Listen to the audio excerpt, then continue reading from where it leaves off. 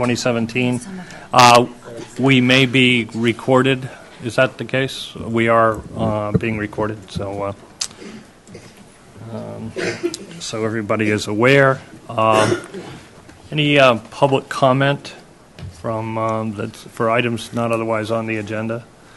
Anything anybody wants to bring up at the end that's not on the agenda? Okay, seeing none. Minutes approval. You all got minutes. Any questions on the minutes? If not, can I have a motion to approve? So moved. Second. Great. All in favor?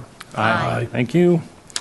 We're going to jump into the heart of our discussion today. Ken Bogrand is here from Community Preservation Committee to talk about their article, or articles, I guess it comes in two parts, and take us through and answer questions that we might have. And then, Brian, you're going to walk us through along with, I guess, Peter, you're on the Capital Committee, so I'm sure you'll have some comments on some of the capital items. So,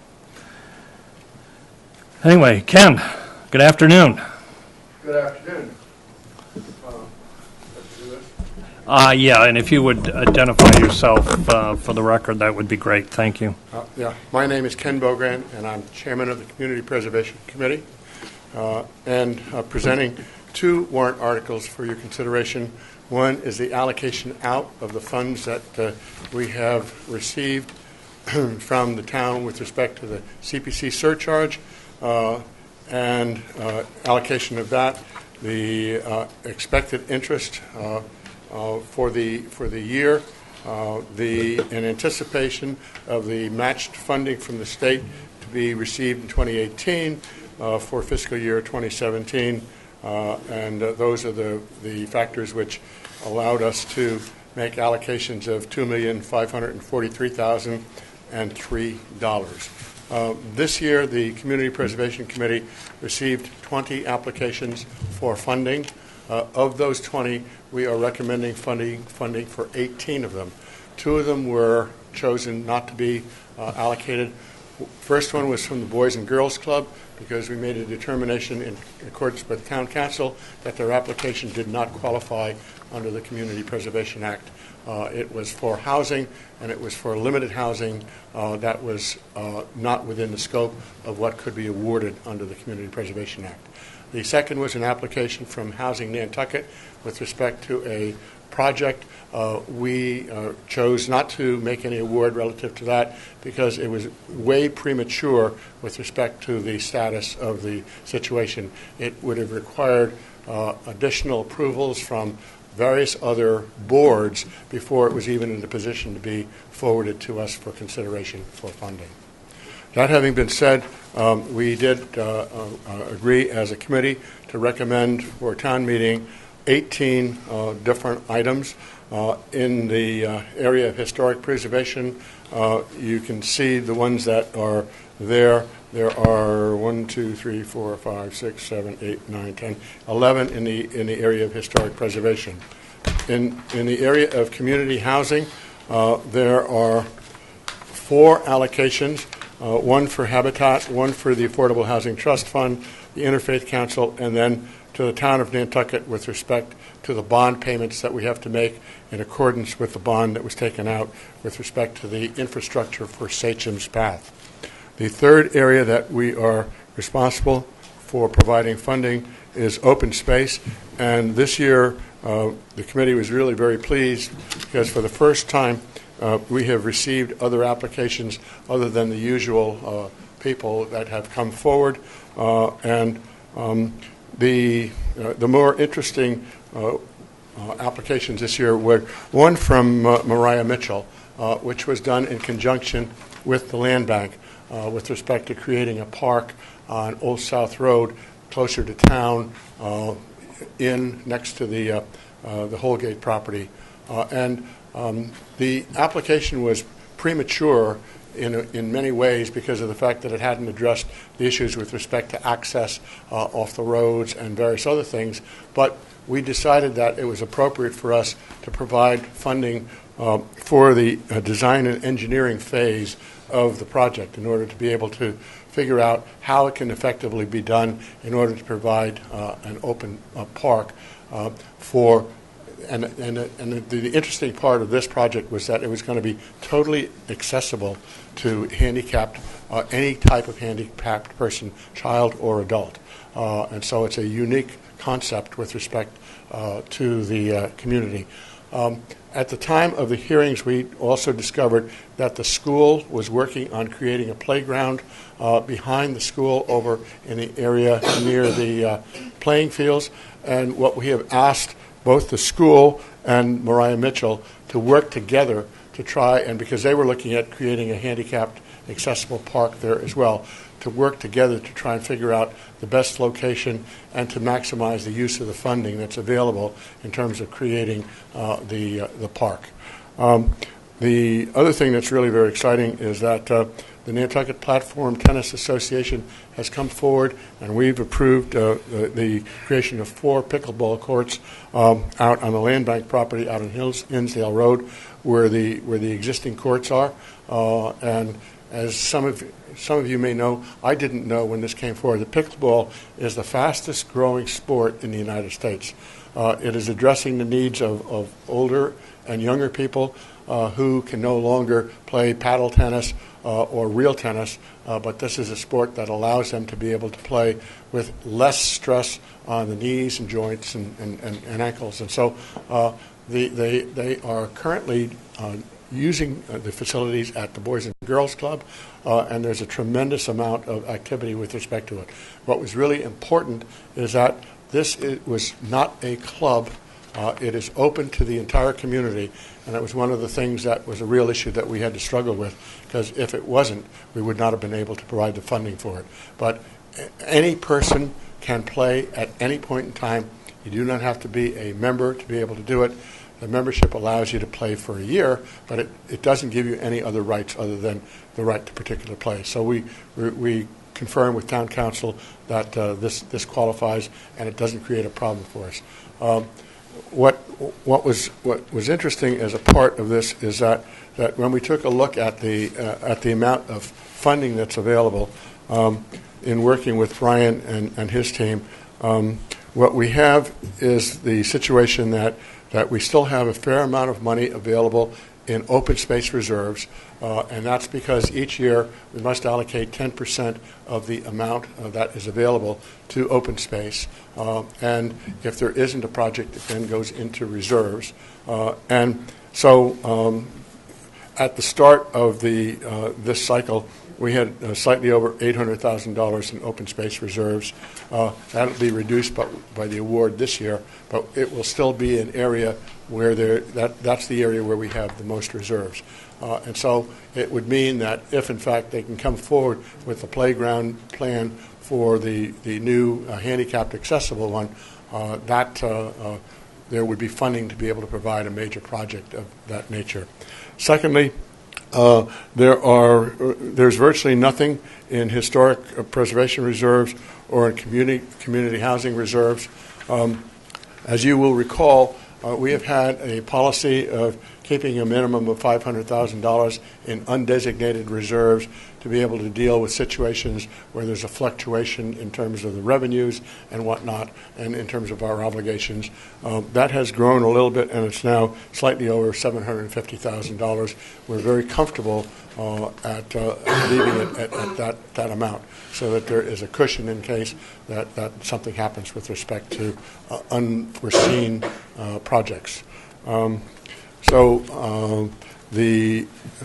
before I take any questions on that, we have a second warrant article, and that's the one that brings the money back in.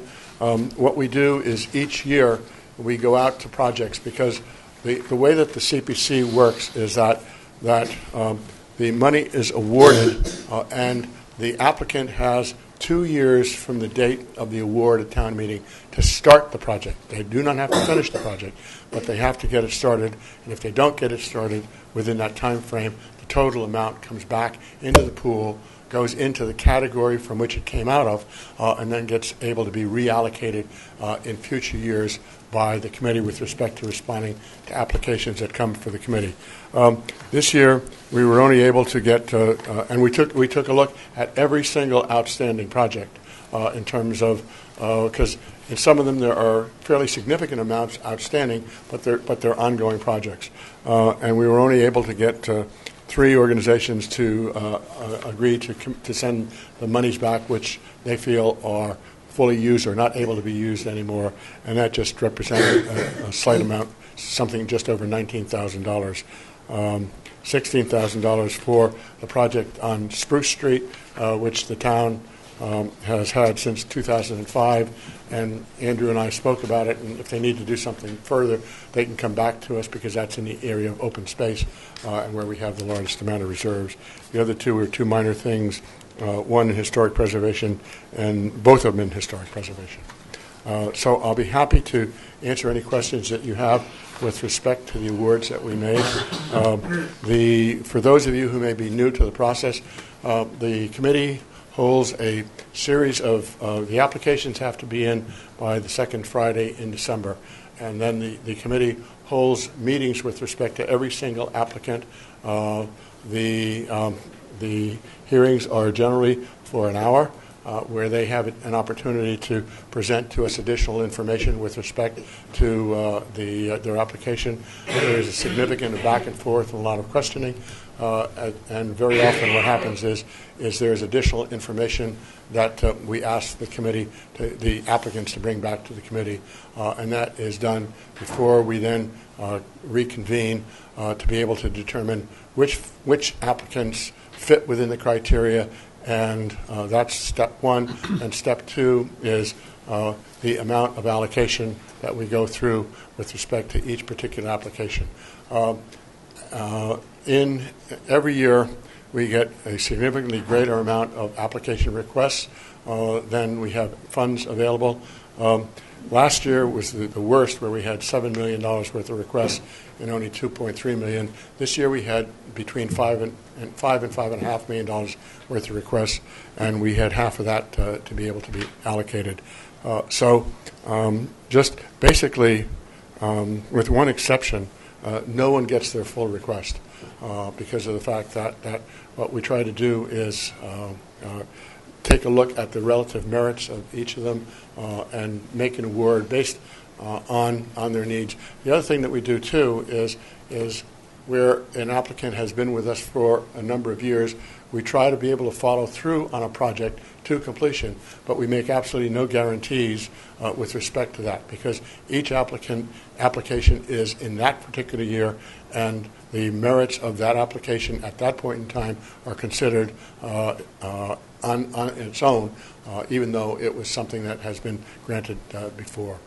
And so that's a process that we have been engaged in over the 15 years that the Community Preservation Committee has been active. So I'll be happy to answer any questions relative to our recommendations. And before we go into questions, just a clarification. So what balance do you carry across all of the categories as a matter of policy? Well, as a matter of policy, the only one that we have a choice with, well, you do have a choice, but the fact is that realistically, we have tried to clear out the 3 areas of funding available in terms of based on the applications at that time. The reason that we have such a large reserve in open space is we simply have not had any applications to be able to award the open space amounts, and we have to, in fact, each year take 10% of the total amount that we allocate and put it into reserves. And so basically what's happened in the open space category is that major projects come up. The last major project was the $700,000 that we awarded to the town in connection with acquiring the land out from the federal government out past the Coast Guard station. The time before that, we were able to allocate $250,000 to help with the purchase of the Mass Field Station. So again, we end up with, because of the nature of the way it is here, we end up with major projects. And what we've been trying to do is to get other organizations to be able to take a look at the open space category, because the open space category has been opened up somewhat by the legislature over the last 3 years. Recreation has now become a separate category within the open space category, so there's a little bit more flexibility, because under the previous rules, that the tennis association grant would not have been possible, but it is now possible with respect to the new language that the legislature put in the act for open space. So, just to be clear, you just are carrying the balance in the open space. There's no balance in preservation, and there's no in preservation and historic resources. There are no balances. Okay, and housing. In undesignated reserves, we made a decision early on that we would always have a minimum of $500,000 in reserves, and that's grown a little bit over the last 3 years. Okay. So it's a little bit over $740,000 or $50,000. So thanks. So that's money that would be available in any category. Should you? It would be available in any category, right? So with respect to our own guidelines, we basically had about between $200,000 and $250,000 we could have otherwise allocated to something else. But again, our feeling is that with respect to the way that we've been working, we wanted to be able to work within the dollars that we were getting in, as opposed to, if there's some major project that came over, you'd want to be able to have that as a cushion to be able to do something with respect to a major project. So is the 750 plus whatever you've got in the open space reserve? Yeah. Okay. Yeah, that's correct. So you've got about $1.5 million across all of the categories. Yeah, of which, but $800,000 can only be used in one category. Got it. The 750 could be used in any one of the 3 categories. Got it. Okay, great. Questions people have? Chris? Can you tell us a little more about the Affordable Housing Trust grant? Yeah, basically what we have done is we have talked to the Affordable Housing Trust Fund, and the reason that we're very comfortable with that allocation, because we don't put any restrictions on it. They have to come to us and tell us the nature of what they're going to spend before. We don't veto it, but what we do is we make sure that it is spent to address the issue of the 80% affordable housing, so that the monies are spent to help get housing on the SHI list, okay? Because the money that comes from us has to be spent within the 80% category. So that's statutory, or that's your policy? Well, no. That's that. The fact is that when you're doing affordable housing from the CPC to the Affordable Housing Trust Fund, that's restricted with respect to what they can the state do. law. Yeah, okay. Right. And so what they're able to do then is the money that they can get from other sources can go above the 80%, can up to 150% of the median income. And so that's part of the projects that they're doing in terms of some of the funding allocations that they're doing. Mm-hmm. Is because the real problem within Nantucket in terms of the housing is the fact that even someone at the 150% of median income has almost no ability to it becomes very difficult to afford being here on the island, certainly not being able to buy on the island, which is why the Satcham's Path project and some of the other 40Bs have been, and Habitat, have been so critical, which is why we continue to fund those initiatives. I have a couple of questions on the same line of inquiry, if that's okay. In the housing production plan, the consultants had laid out a model of the Affordable Housing Trust actually becoming just sort of a subcategory of the CPC. Has that ever surfaced and been discussed with the selectmen or anything? That has not, but we have felt that our mandate as a Community Preservation Committee is to determine the needs of the community in the areas that we're responsible for allocating funds to, and we can't initiate the requests. The requests come to us, and we act on the requests. And what's happened is that we have the committee now has a very comfortable relationship with the leadership of the Affordable Housing Trust Fund in terms of that they are really understanding the issues with respect that the community needs with respect to housing, and is starting to address them, which was a concern that we had earlier on with respect to the Affordable Housing Trust Fund, which is why for a number of years. They didn't come to us, and we didn't fund them. But with respect to the change in leadership and the direction that they're doing and the goals that they're setting that they provide to us, we're very comfortable with making the allocation to them that it's going to address the community needs as to community housing. So when you say you can't, they have to come to you. Is it? Are you familiar with the proposal? Have you seen the housing production plan? Yes. And so their notion of where you could just block grant money every year. Well, I mean, is that not possible? The thing is I don't think it's possible in the sense of our responsibility as a committee is to make a determination with respect to where the funds should go. Okay.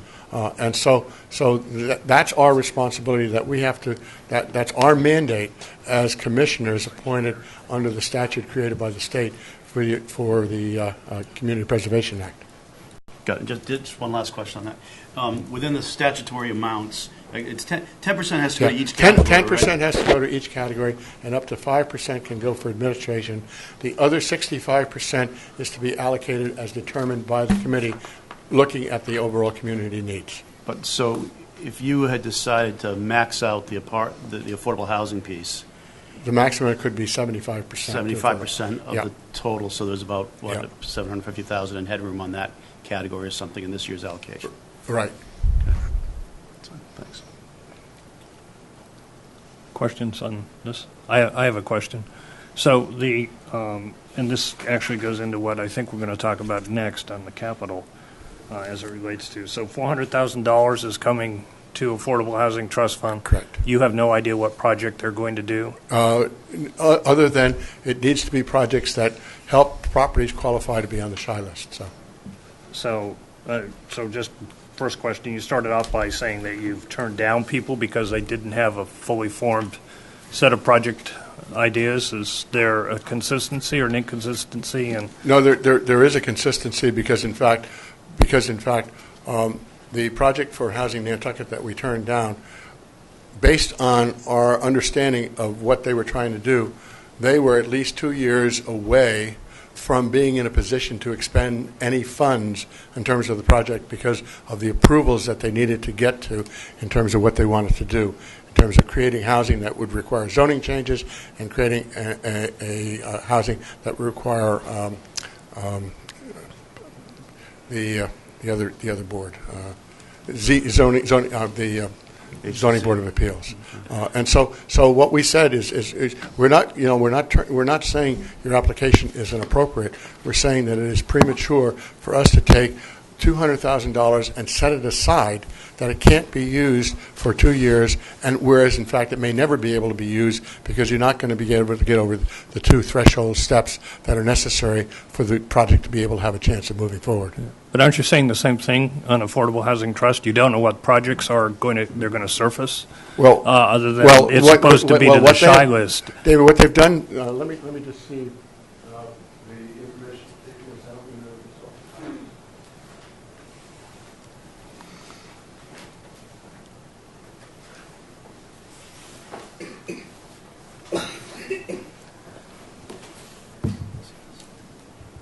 Part of what they've said is the fund is particularly interested in multi-unit developments that minimize the cost per unit and is anticipating that the funding request will be made to the CPC and the request we'll be making to the town for 2019 will provide the trust with a cash reserve that can be utilized for the acquisition of real estate to achieve this goal of multi-unit affordable housing creation is the additional information that we asked for them to provide to us.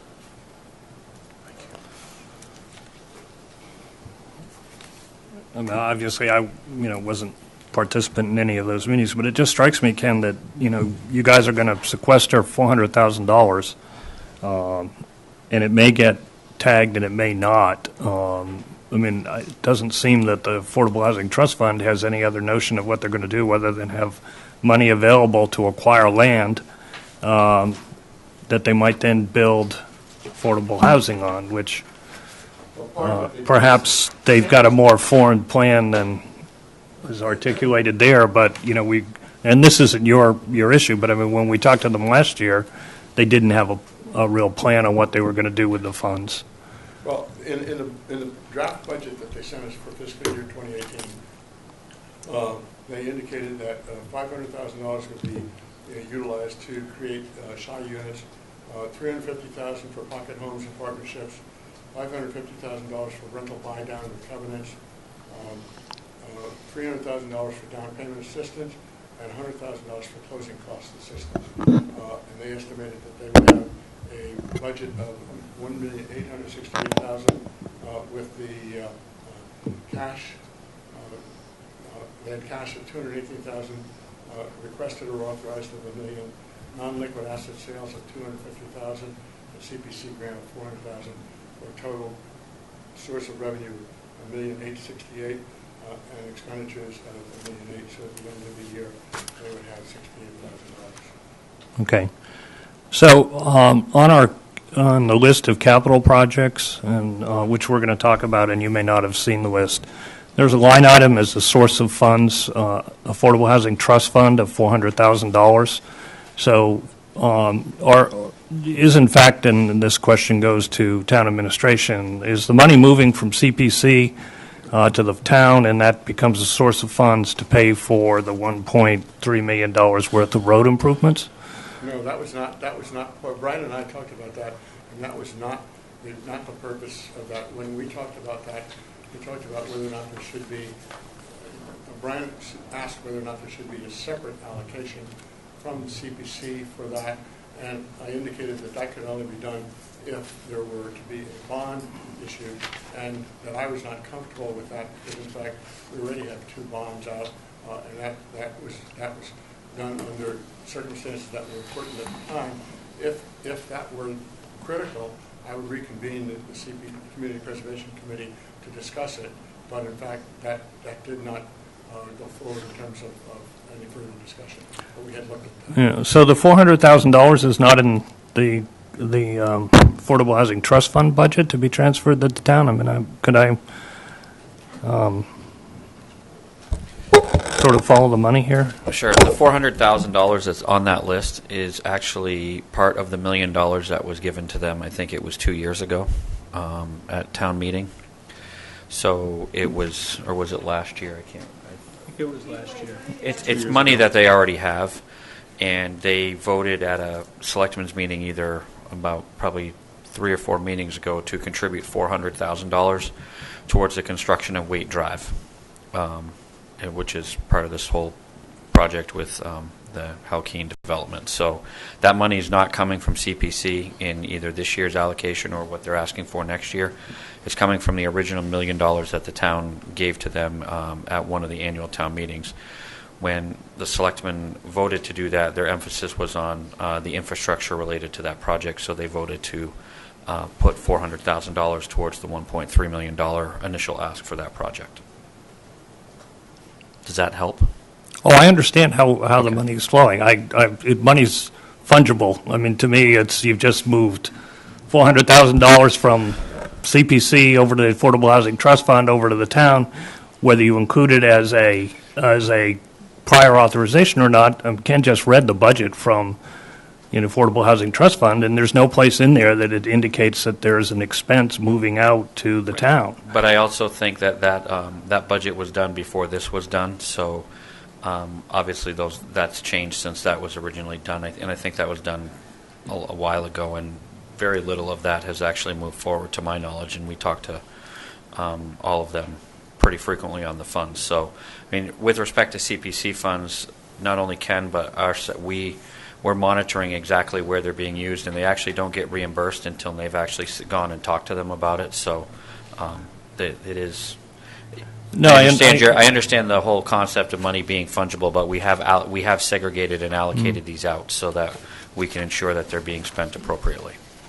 And the point that Brian just made, again, you may not necessarily be aware of this, but the way that our CPC works is that the monies have to be expended, and then the person that's expended them gets reimbursed, and there is a project manager for each project to make sure that the monies are expended within the province of where they're able to be spent.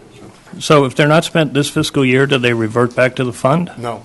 No, so you're sequester. I mean, I don't want to be contentious about this, but it seems to me you're we have a project that we don't really know what the money is going to be used for. You're sequestering $400,000. Did you have any other housing requests that otherwise would be funded if you had them? No, the only one was the one that we that we turned down, and for the reasons that I explained earlier. Okay. I'll let it go. I don't think I can say anything. Anybody else? I have a question about the Interfaith Council. I'm on the Contract Review Committee, and we sat through their request this morning about the grant that they're looking for. And I see that you give $125,000, and last year $110,000. Yep. And is this every year that you're... We have been funding that every year, yes. Okay, and it's for rental assistance only? It's rental assistance only, yep. Okay. All right, thank you.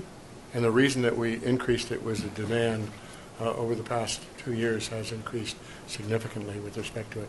And what's really important is it's a very small amount that helps people in an emergency basis. No, I sat through their presentation this morning, so I'm aware of what they do. Thank you. Are they underfunded? I would suggest they might be, because we have $484,000 worth of requests from all the agencies and $400,000 to allocate.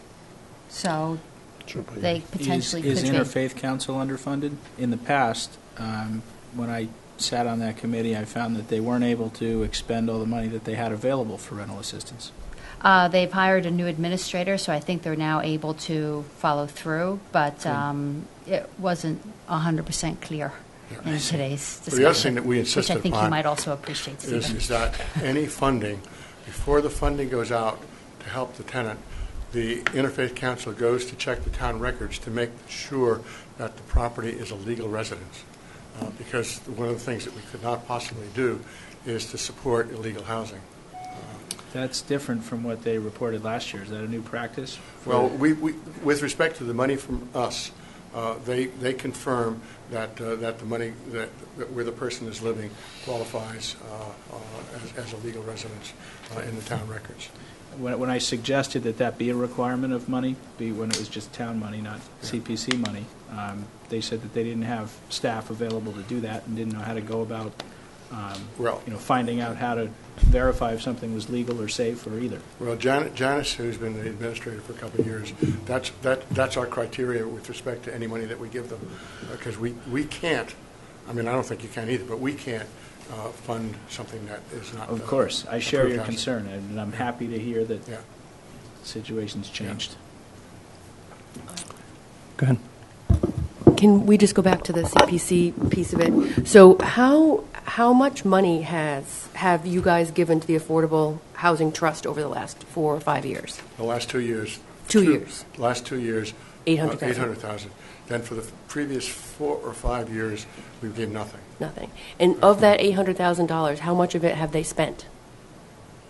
I don't know I can get that answered for you, but I don't know the answer to that. They have spent some of it with respect to the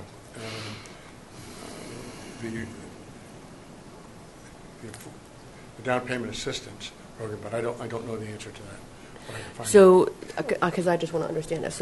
So the town gave the town gave the Housing Trust $1 million, and then you guys gave them 800. So now they have $1.8 million. Well, they don't have it yet. They only have 1.4. Right. Okay. So 1.4. Yeah. And how much of that have they spent?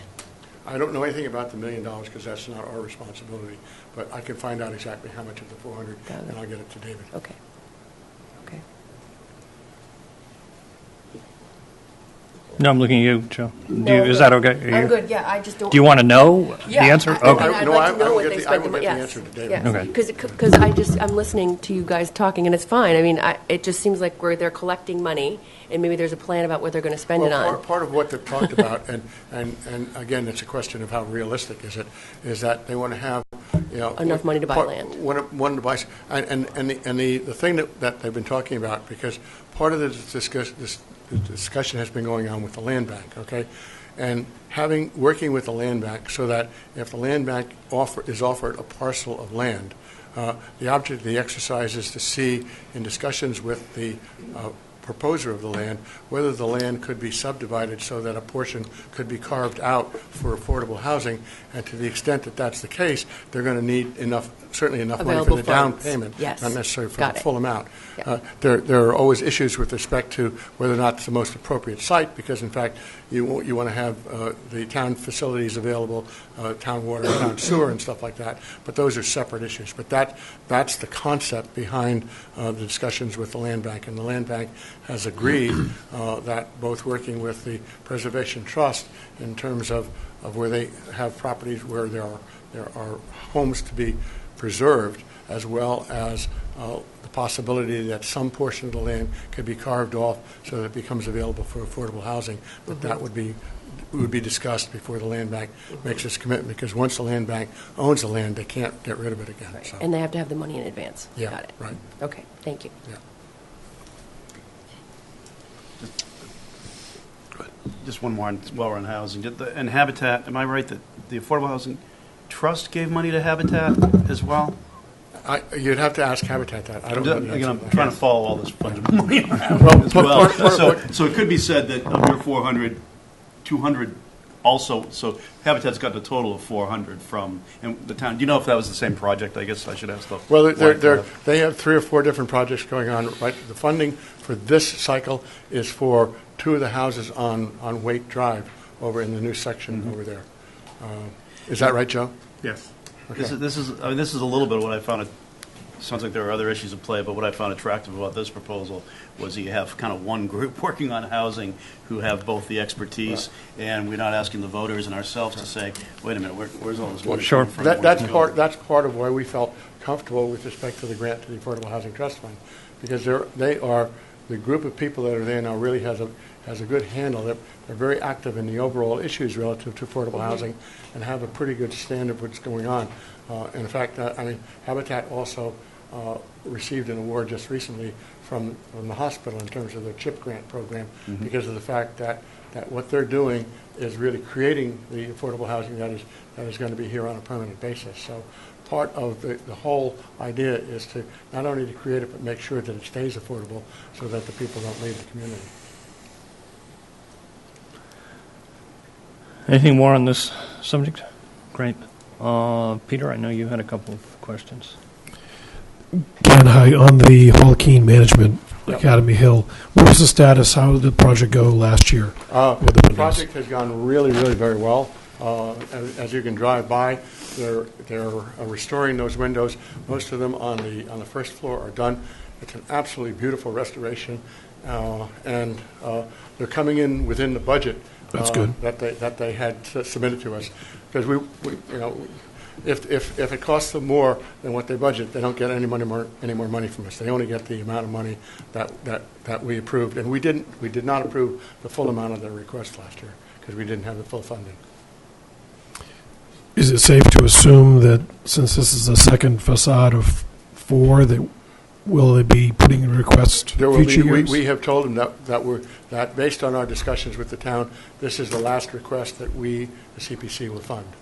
Do we know how much they put towards that project last year and the potential new west facade project?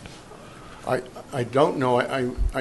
I think we underfunded them by about $100,000 last year with respect to their request, and the money that we gave them. And this year,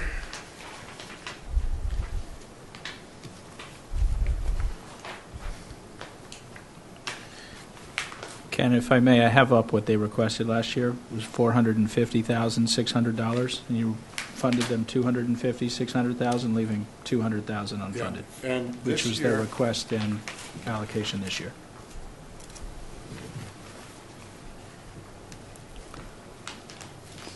So I guess with that math, it would be good to find out how much they actually put to the bottom, or put towards the project, meaning Right, or if Hall-Keene. they just split it in 2 and waited to do Yeah. the second half this year. And this year, they requested $314,220, and we allocated $200,000.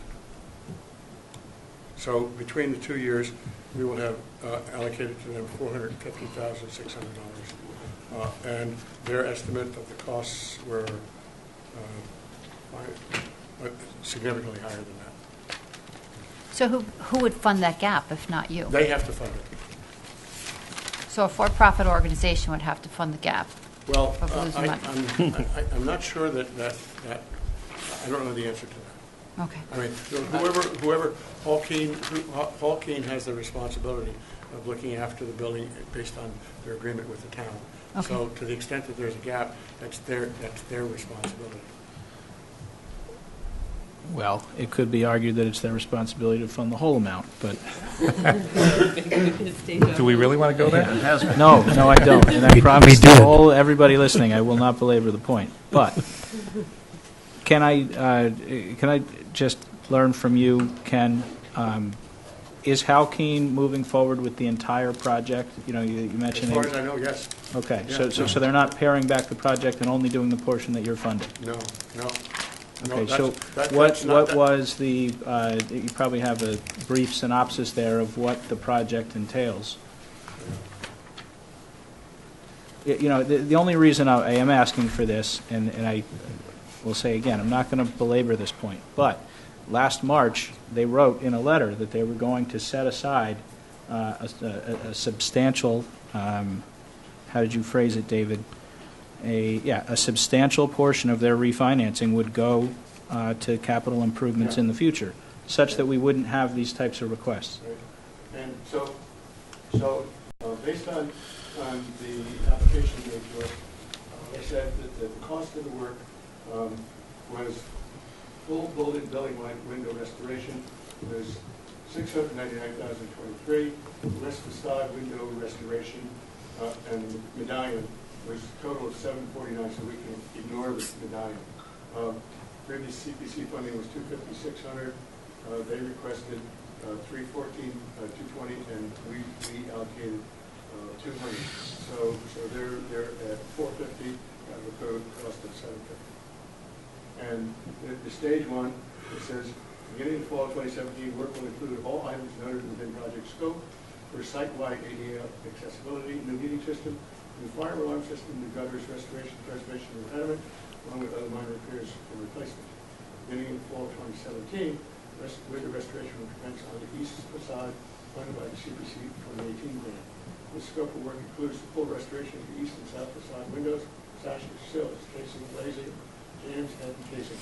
Proposed to continue window restoration around the building after the east and south facade is completed in December, fall of 2018. We received funding for window restoration on the west facade during the fiscal 2019 fiscal year. In addition, we are looking to restore the Nantucket medallion on the front facade. So that's the scope of the work that they did, and we granted that money with respect to the window restoration.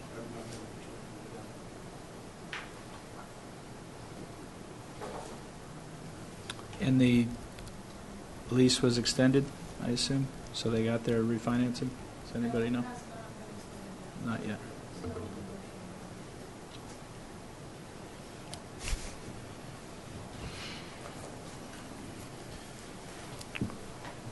I made a commitment to everybody here. I'm not going to belabor it, and I won't.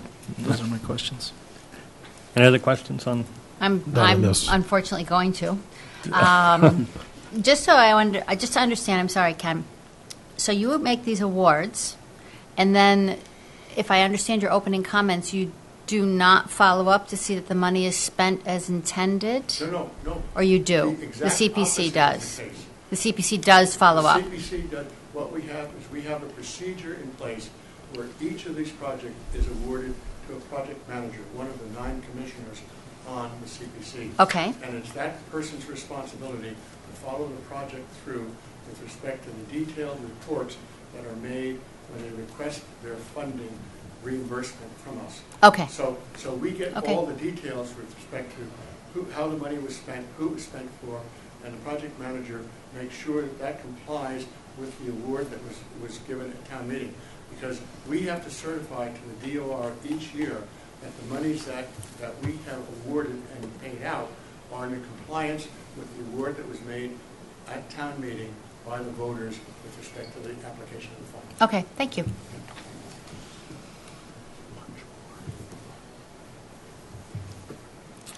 Great. Anything else on Hall Keene? Anybody want to tackle Nantucket Housing Authority? Go ahead. A quick question, probably an easy one. Who owns the Nantucket Housing Authority, the building? The building is owned by the Nantucket Housing Authority. It is the affordable housing in my Comet Village, and it is the restoration of one of the original houses in my Comet Village. This was not an easy question to address because the Act provides that we're able to provide restoration and repair to housing that was created with CPC funding. This housing was created with Housing Authority funding for affordable housing. We've talked to council and to the coalition, and the CPA Act has been interpreted to indicate that if the funding is used to preserve the building that was originally set for affordable housing, then that is an eligible award under the Community Preservation Act. And the funding is basically to preserve the building so that it doesn't fall down. The roof, the windows, and there are a couple of other details with respect to which is why there's that funny number of $94,896 but it's to preserve, to rebuild, or refix the building over in my Comet Village. Do you know what the total project cost is, Ken, on that? That's my understanding of what it's going to cost to be able to restore it. And the Housing Authority didn't have any other source of funds with respect to do it. So the 90,000 is 100% of the project cost. Correct.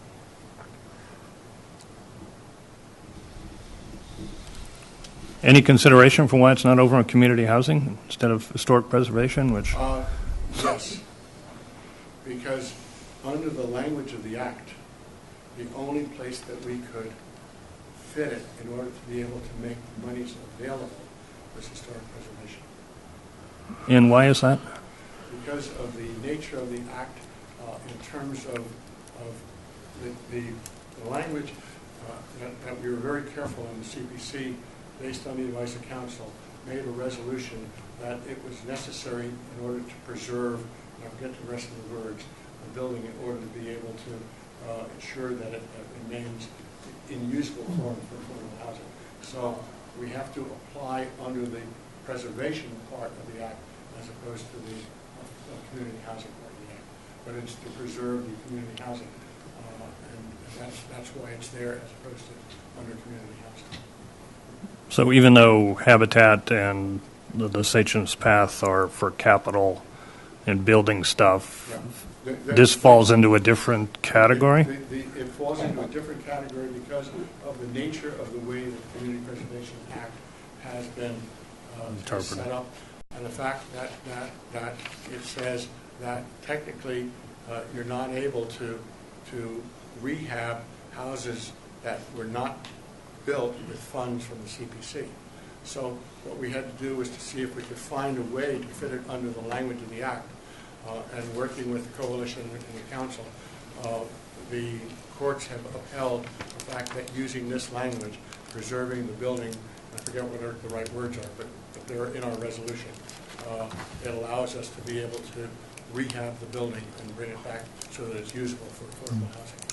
So what instrumentality is the Nantucket Housing Authority? I guess if I've got it correct. Yeah. What is it under the town? Is it a... Nantucket Housing Authority is set up by federal statute, and it is within the government of the town. I mean, I don't know the exact way how it interrelates with respect to the town, but everything that it owns has always to be available for affordable. So is it an asset of the town, Brian? No. So who's it? Is it an orphan? It's considered a state agency. A state agency. But given that the state's not taking responsibility for keeping the housing up?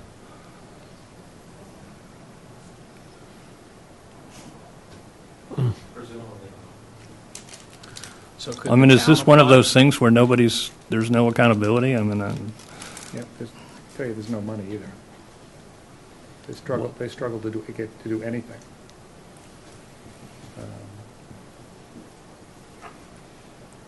Because I don't think the NHA has any particular sources of funding either. No, they don't. so we have a state The creature, only source is the rental income. is the rental that income. they get from the My Common Village. Mhm. Because part of why they set up housing in Nantucket, which is wholly owned by the Housing Authority, was to be able to have a vehicle that you could get charitable donations made to, and a vehicle also that you could do the work with respect to housing that was not restricted to the state laws relative to bidding and stuff like that. So was there any discussion, has there ever been discussion about the Affordable Housing Trust Fund funding this instead of CPC funding this? I mean, this sounds like a perfectly great role for Affordable Housing Trust Fund to keep up affordable housing. That's something to look through, because there's going to be a lot more coming out of the My Common Village houses, because they haven't had anything done to them in 25 years. Just as an anecdote, Habitat considered doing some repair work for Renee Seeley at NHA and some of those structures. And she sent us, like a state bid form this was for to do painting. It was 30 pages long in terms of demonstrating your, whatever the heck, fitness to do construction work for the state or in the state. We just, we were thinking we'd go over there with a couple of buckets of paint and paint On a Saturday, and yeah. So it's, Not for 25 I don't know. year catch-up. I just. Is all the housing on the shy list? That housing is on the shy list. Yep. Do we know, looking at town administration, any reason why the Affordable Housing Trust Fund monies aren't being used for My Common Village? I have not asked them about that. I presume they would say they prefer to focus on newer housing opportunities, including Pre-existing. Oh, boy. I think we used to call this a do loop. Yeah, an endless do loop.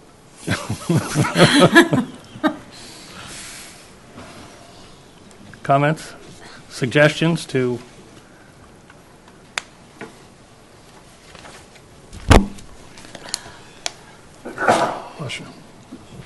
I don't have any more questions. I do have some thoughts at the appropriate time. I don't know if this is the time or we're going to dig into this further at another time. Yeah, does anybody have any other? I Peter, have you no had another question. We're going to come back, Chris, to your comments, because I think some people might. Go ahead. No, on the Platform Tennis Association, Ken, being that, is there a private membership entity? No. Well, there's an association.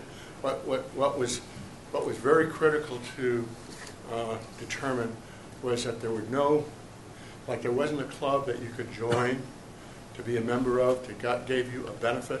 It had to be a facility that was available to anybody that could walk in and pay $5 to play for an hour or what have you. And so they have made sure that their bylaws and everything like that provide for that, so that it is a facility that is open at all times to the entire community. So, Just a curiosity, do you know what the tax status is of the association? it's a 501c3 was represented to us, but I haven't checked on that. I would ask maybe a little helpful information. They may want to ask their legal counsel, because typically when you accept outside monies that allow, even though it's an association and a C3, and you allow the general public to come in, sometimes tax statuses can be hurt because of that if they really don't have a lot of income or revenue. And this represents, well, I don't know what it represents, it's $200,000. They may just want to make sure that they're okay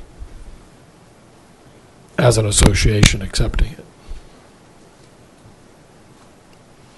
That's it. Okay. That, That it? General comments, observations? Chris, you want to go? Sure. I guess it's a couple of things. But the thing I'm really struggling with is to the extent that we're feeding the Affordable Housing Trust out of separate pockets, and that we're not at the statutory limit for housing here, and therefore could be doing more to the Affordable Housing Trust here and less through the general fund. In my mind, that puts every one of these projects in competition, not just with what's on this list, but it puts it with every need the town has, right? Because I don't know if the number is going to be 800 or 500. I know there was some discussion back and forth about the Affordable Housing Trust that's going to come in the budget. But if there could be another $500,000 in here, or whatever, then and that wouldn't be there, that pays for hot water at the Island Home or year-round busing or any of those other things that I hear every Wednesday night we can't afford. I know we still can't afford the busing one way or another, but that's always an issue: is we can't afford. Now I know it's not the purview of the folks doing this work to look beyond this, but it seems like if we're going to feed the Affordable Housing Trust out of both, it's somebody's purview and maybe ours. Yeah. So that's where it seems like there's an opportunity within all this to. If it's 80%, put 80% of the money into the Affordable Housing Trust, let them parcel it out to the right places, make do on these very worthy projects with whatever you can with the remaining 20, not be feeding the Affordable Housing Trust out of the budget, use that money for all the many other competing projects. I'm actually, one of the questions I was going to ask, which is a derivative of what you just said, which is why isn't the Island Home eligible for CPC money? I mean, you.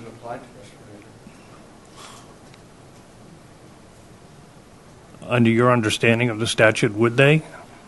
It would depend on what if you're looking for historic preservation, that could be in that category. And Chris, what you're saying is you're then imposing your judgment over the judgment of the 9 people that are appointed under the Community Preservation Act to make their determination as to, at this point in time, the relative needs based on the applications in front of them. Well, I'm not sure why we're sitting here. I mean, it is our role to look at the finances of the town overall. I'm not questioning that. I'm just telling you that's just an observation on my part. I'm not sure that that's what he's saying. I think what he's saying is that money is coming from a variety of different directions into affordable housing. I think all he's asking for is that there be some more coordination, and to the extent that more of it is funded out of CPC, it frees up money over in the general fund to do the other things that Brian and Libby and the administrative team are asking for as well. I think that's what you're saying. It's not making value judgments as to where to spend it, other than to sort of a plea to kind of end the money coming all in different directions. Now, it's not necessarily CPC's role to try to get all those groups together. I think what Chris is suggesting is that it's somebody's role. Maybe it's our role. I'm not sure, but because it does have it turns out, and particularly this year, and I suspect in future years, it's going to have some impact upon the amount of money that's available via the general fund to spend on things like the Island Home. Yeah, I have a comment about that too.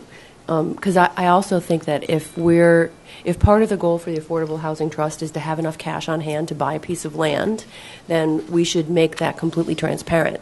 Right. And say, here's Affordable Housing Trust, we need to have $1.5 million there for any kind of opportunity that comes up. Any money beyond that is what's available for these other projects. Yeah, because I think that's not clear. No, that's correct. We have not done that. Anyway.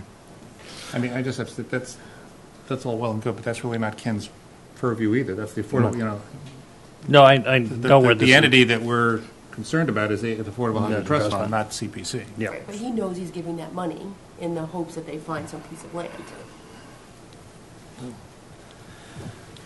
Which I'm supportive of, right? I mean, I'm not saying I'm not supportive of that. Maybe right now the Affordable Housing Trust Fund is funded by the town, and it happens to be funded by the CPC, and that's, I don't know whether that's good or bad. I mean, it is what it is, sort of. Stephen, you look like you have a comment. No? Okay. Anybody else? Okay, Ken, thank you very much. So I think, we're not going to take a vote here. If we are planning to engage in more substantive discussion ahead of a vote, I'll let you know. All right. So, but it's certainly not going to happen before the beginning of the year. And I owe you two things: the amount of money that's been spent by the Affordable Housing Trust Fund so far that we reimbursed, and advising the Tennis Association to check their status to make sure that the allocation of the funds is not going to create a problem from the point of view from the taxpayer. Yeah. Is that the? That's it. If you send it to me, I'll make sure it gets distributed. I'll make sure it gets to copy Brian and Julia, if you would, as well, for the record. One thing on the Affordable Housing Trust money that's been spent, can you get them to categorize that so we can see where they're spending it? Yep. Thank you. Well, David, CPC will be coming before this committee at some point in the future, so we can ask these questions directly. Sorry, not CPC. Affordable Housing Trust Fund. We will have them in, Yeah, okay. absolutely. Great. Thank you. Thank you very much. Thanks, Thank you, Ken. Ken. Thanks. Okay, moving on. Next item on the agenda is, I think, between Brian and Libby, you guys were going to, and Peter, you guys were going to walk us through what's on tap for capital.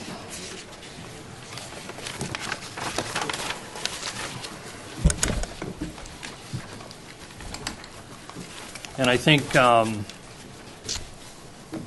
as I said to you the other day, it'd be really helpful if you keep in mind what's generically showing up in 20, 21, 22. So, whether we've got a big spike ahead of us or this is going to be a relatively level set of requests for the next 5 years, not the individual projects, but the amount of money.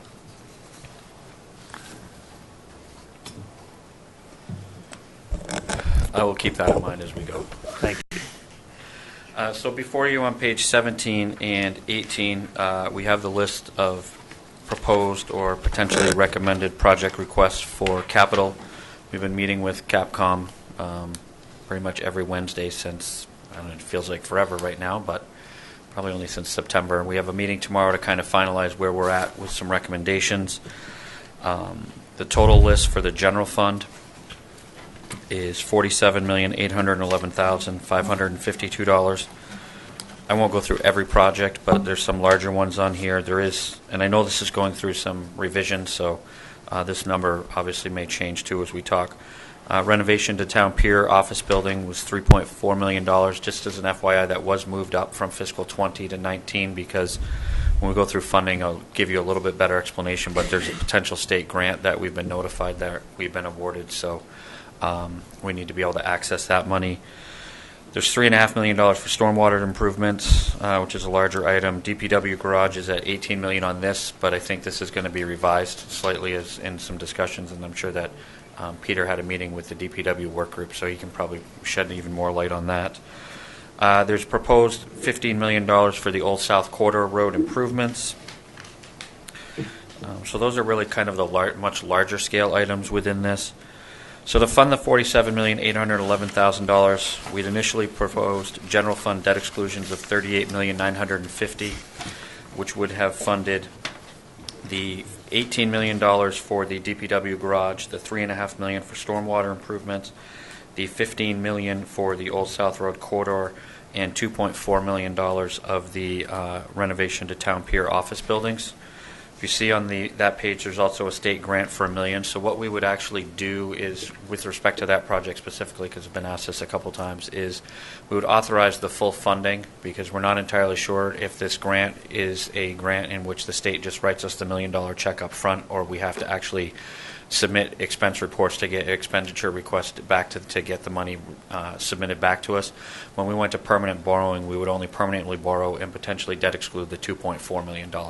But the borrowing authorization would read for $3.4 to be paid for by general tax revenues and state grants. So that's how that would work. We have proposed using $4.6 million of the $6.2 million in free cash. I'll go back to this. Then we have $898,000 from the capital from operating budget. There's a portion of the town code that requires us to raise 1% every year in taxation, made up of prior year local estimated receipts and property tax receipts during those years. So that's $898,000. In reviewing, we have $100,000 of prior year capital reappropriations that we can transfer because projects are completed. The Affordable Housing Trust Fund of $400,000, which would go to offset a portion of the Waite Drive, which on here is called 6 Fairgrounds Area Road. It's $1.314 million, so the town would be funding the difference between the 1.3 and 400,000, and that would be proposed to be done through free cash. The state grant, which I had mentioned, and we have bond premium proceeds in the amount of $22,000 that we can reallocate to any funding. There is a new proposal to fund some capital in this budget, in this recommendation of $47.8 million. It currently stands at $1,835,000, and it is what is known as a capital exclusion. So there's different types of exclusions that you can do to pay for items. There's an override, which would exclude and allow you to permanently raise money.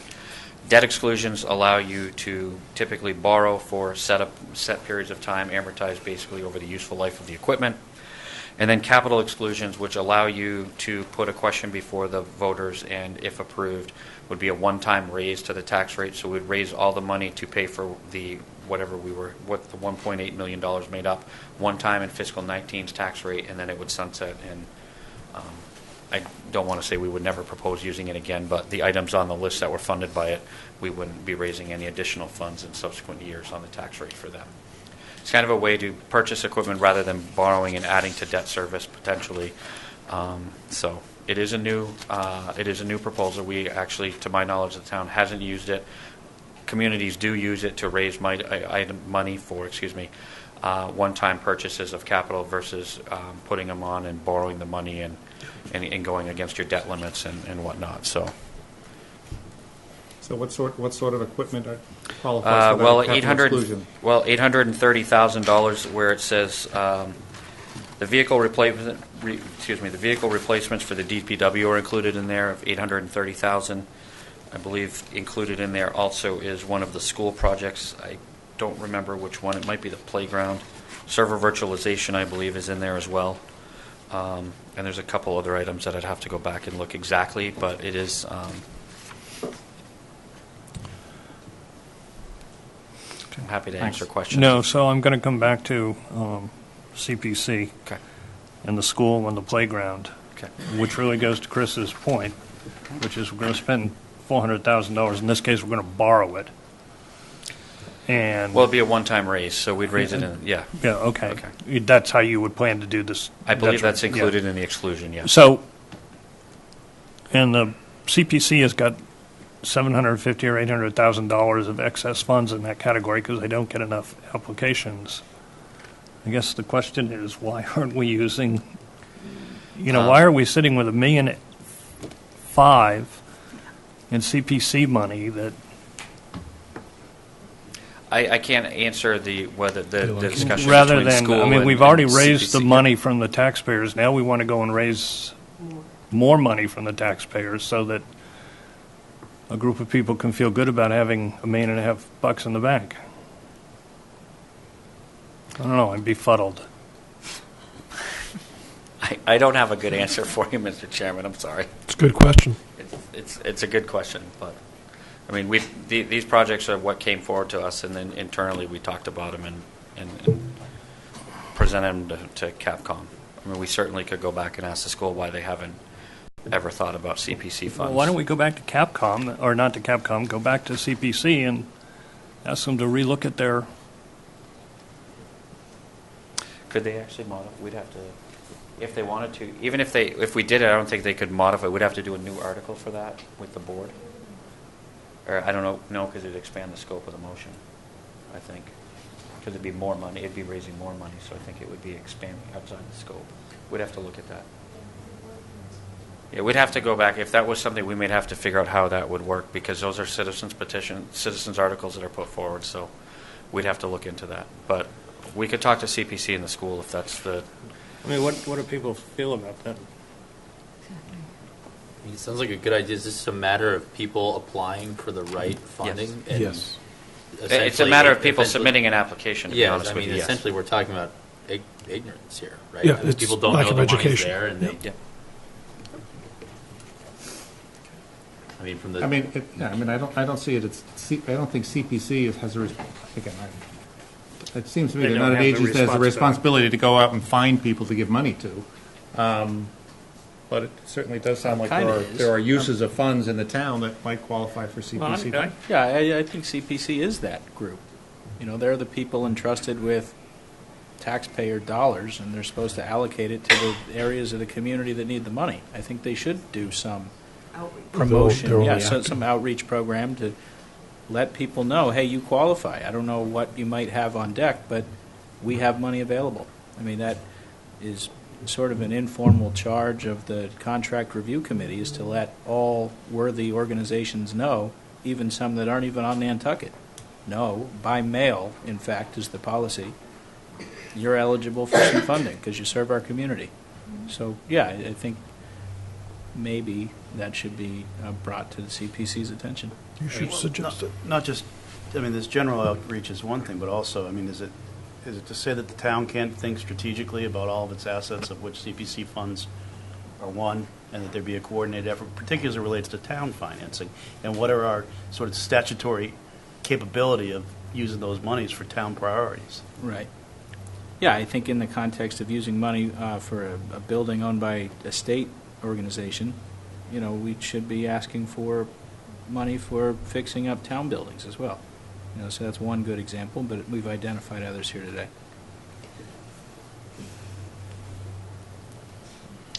I mean, we could notify the organizations that we already see an overlap in now for next year. The one Right? thing I I'd be mean- careful of is Proactive. I think this should be a coordinated campaign and not seen as hand-picking organizations. You know, you should come over here and maybe we won't let everybody know about it. You know, it really needs to be everybody who might qualify. Well, maybe the Civic League should host a day on what the CPC does and how to apply for their funds. The CPC does advertise in the paper. Yeah, just step up. Yeah. You know, they advertise the ability to apply for their grants, so. Just a quick comment. They do that, and they have a forum kind of a thing about this. And quite frankly, the town hasn't really approached them very often because we get a cold reception every time we do. So, I'm far less interested in micromanaging their outreach program than I am in the town being aggressive about using these funds for its own purposes. Good point.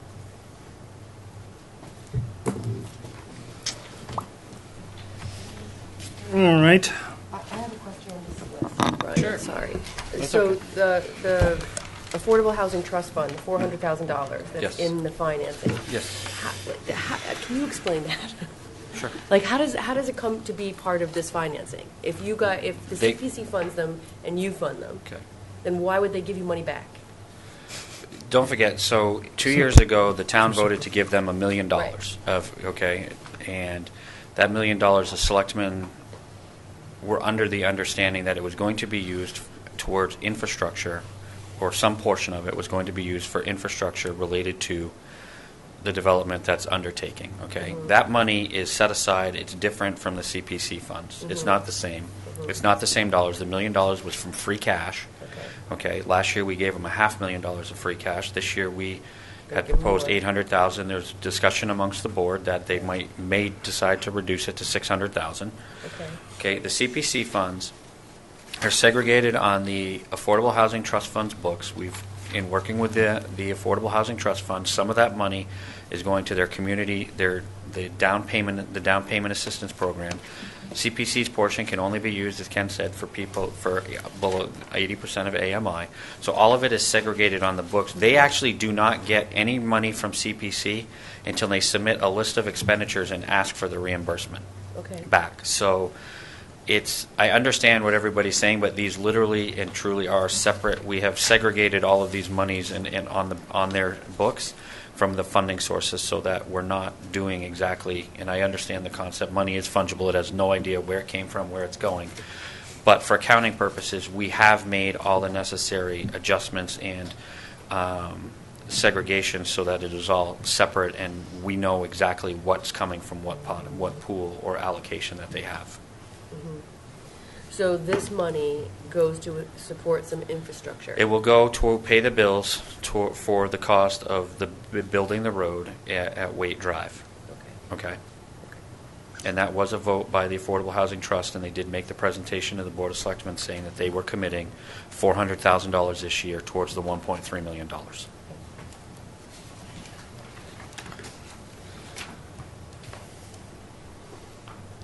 Can I ask you a question?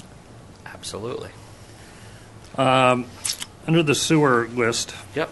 item number 4, CMOM. Yes. Capacity maintenance, ops, and management, $2 million. Yep. Last year, at town meeting, we appropriated $1,750,000. That is correct. Our This is multi-stage. It's going to be at least 4 years. It came out of the ACO that we had 2 years ago, I believe. Every community is actually having to go through this as they move forward with their sewer operations. I understand, but I thought we'd already funded this plan once. No, it's multi-year plan. It's a multi-year. This $2 million funding will be in the plan for at least the next 4 years at that level. Yeah, because it's out to year 2023, So we're going to spend $2 million per. year for, $8 or 10 million. what? Sounds like 8 to 10 million. Yeah, we're going to spend 8 to 10 million on this project? Yeah, 2019 it to is 2023. actually, it is for, there's not identified projects because as they go through cameraing and whatnot on the island, they'll identify the areas that need to be done, and this money will be used for that.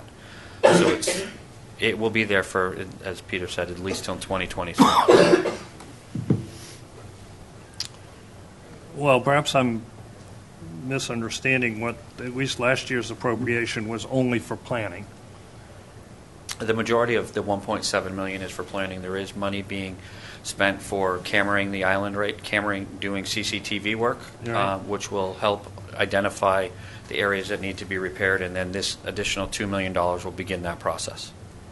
And we're going to spend $2 million every year subsequent to that to continue to Yes. camera the island? We're cameraing the majority of it, and then that'll identify areas, and the engineers that we're working with will identify the best approach to repairing those areas, and we'll continue moving in that.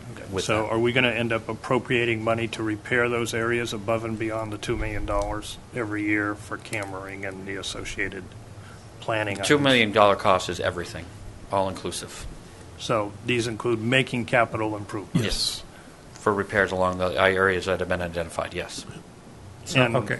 Go ahead, Joe. So you're going to spend hundreds of thousands to camera all these sewer lines, but there's also money piling, if you There's will, money to be- accruing, yes. so that, okay, we found that such and Yes, such a so we street can needs make to be repairs. replaced, we can Yes. dig it up and repair it. Yes.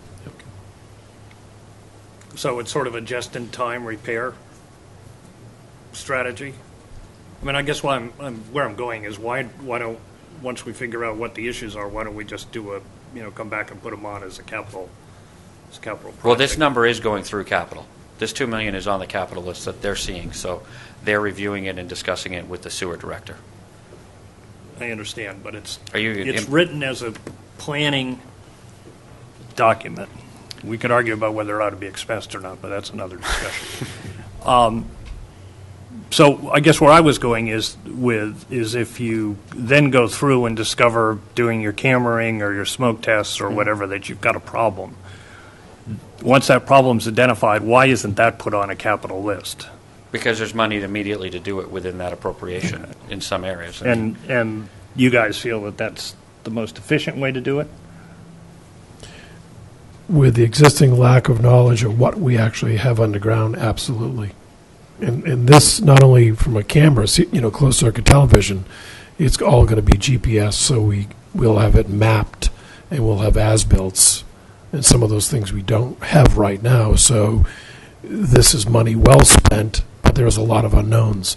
And for our standpoint, to do it at this approach is the best approach, because we don't know what we have underground. All right, so we discover what we have underground, and let's say there are 5 things that need to be fixed. It sounds like they're all of equal importance to be fixed. Mm-hmm. I mean, is that the way you've approached it? Yeah, and also, David, I mean, if there's something that's small in nature, $2,000 or $3,000 fix, I would think that finding out something like that would come under an operating budget, Yeah. not a capital. So, I mean, I don't have a problem with those funds, capital versus operational, as it relates to the CMOM. Okay. I mean, it does seem like you could do all the review and study and examination of your sewer system and then say, okay, we've got this list of 17 things that need to be done, we need $14 million. Instead, we're just sort of, I don't know. Yeah, I'm with Joe on this one. The problem with timing, gentlemen, when you find a problem that may be right now at someone's doorstep, you don't want to go through another year waiting for it to get into the person's house. If we had as-built with existing infrastructure of the town, then your concept and your thought is spot on. But that's what we don't have. We don't know right now where every line goes and how many bends and storm scepters and infiltrators. We don't know that. And that's a huge issue. And this will get us there. And it's also repairing as we go. Sometimes with the camera, you could have a repair probe coming right down the line behind that camera if you're doing a double-lined wall slurry in a line. So this is proactive. You're doing it as you go. It's almost like you're building an existing structure as you're going.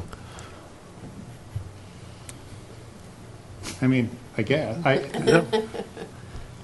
It's $8 to $10 million over 4 or 5 years, and you don't really know what the repairs are going to be. You don't really know what you're going to find, and Correct. I correct. guess I mean correct. I don't. And again, I think David Gray's a smart guy, and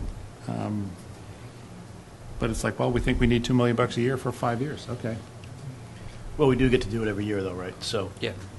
presumably we'll Yeah, learn do you something think- one year, Yeah. and hopefully we'll reflect on this Right. conversation. That's and- good. That's a good- Right, so it's two. You get Well, to we take it should piece have by piece. already learned something on the $1.75 million. Well, we can ask. That's why the 10 million appeared, David. Because what we learned at the 1.7. That's good information to know, okay? I mean, so, I don't like the word embarrassing, but, to have infrastructure that we don't have as-built in my world yeah. is embarrassing. And David has done a phenomenal job in pulling together these numbers. Great. Likelihood that the $18 million for the garage is going to survive the Board of Selectmen's. Well, we had a meeting this afternoon. I don't think it's going to come back in the form of, $2.5 million towards design development. Right. Okay. So it's going to it's not going to go away, but we had a meeting today to discuss, for example, one of the buildings at the airport. If we can build a building out there that's for cold, somewhat climate-controlled storage at 2.5 to 3 million, why can't we do it over here or at the DPW site? So Okay. we anticipate that it's going to go down. I was one of the first ones that asked it to go up because of what we've seen in recent history of projects like the fire station going in and then being underfunded and then again underfunded and sort of a non-starter. And of course, then you see the prices go up over the years. You think you've got it. Well, so blame me for that change. But this is a $24 million project that went down to 20 by Weston and Sampson, then went to 15, and then I suggested that it goes to the 18. Remember, it's not an $18 million garage. This is not a garage. Right now, the structure itself is a $6 million. Hopefully, we get that down to 3.5 to 4. But then you add that's about 35% of your total project costs. Then you add your soft costs, and you add your architects and engineers. And remember, this is a building that light switches have to be explosive proof because of what's stored in the garage.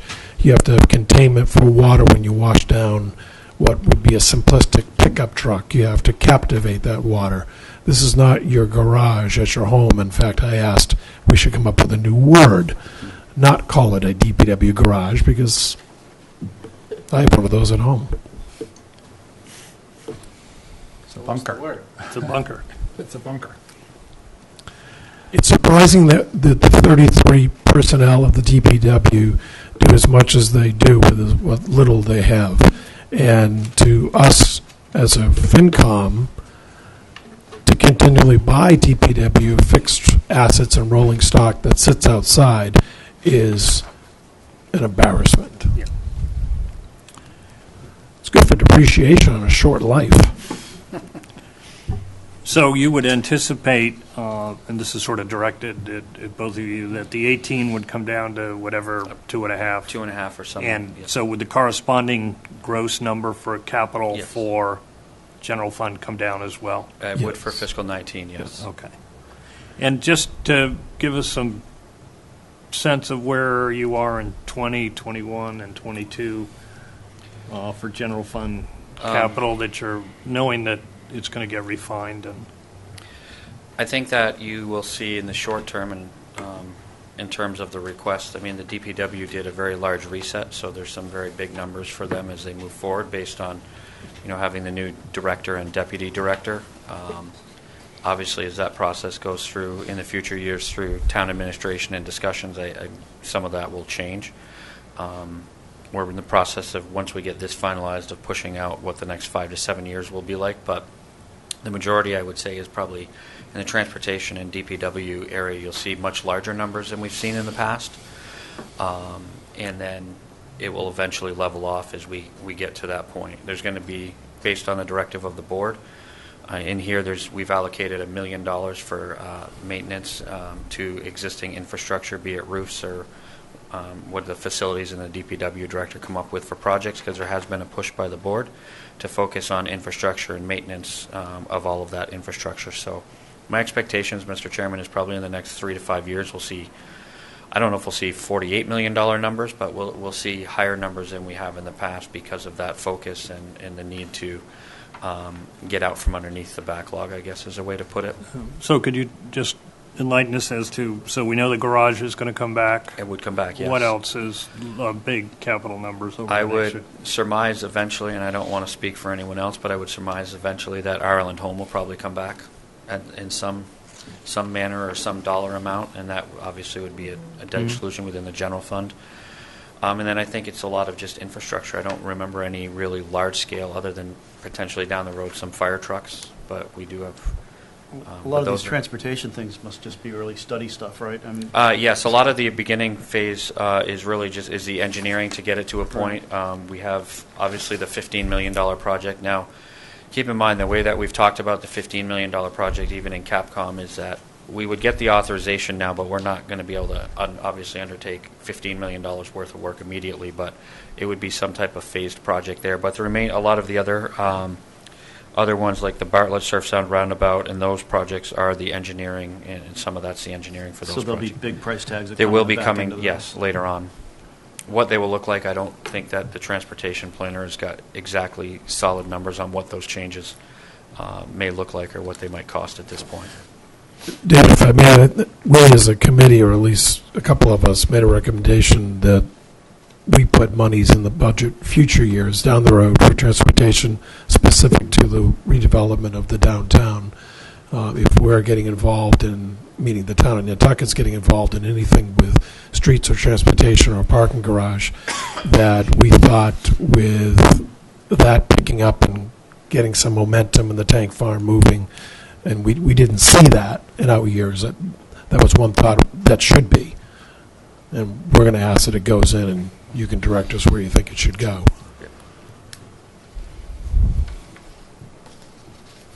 David, quick just funding question, sort of the DPW. I'm curious with